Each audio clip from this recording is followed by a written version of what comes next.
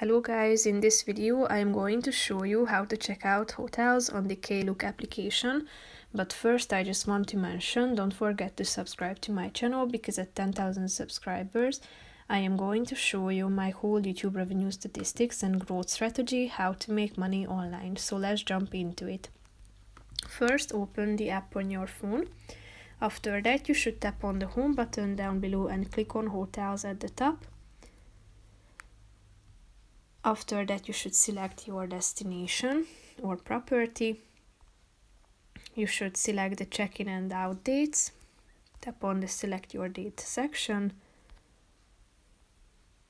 and then tap on confirm down below. Select the number of rooms and guests and click on search.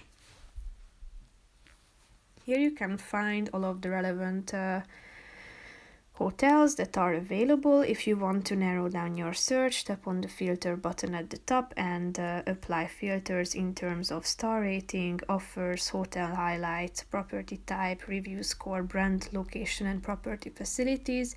After selecting them, click on the see results button and then you should browse among the results according to your preferences. So that's pretty much it for this video guys. See you in the next one. Bye bye.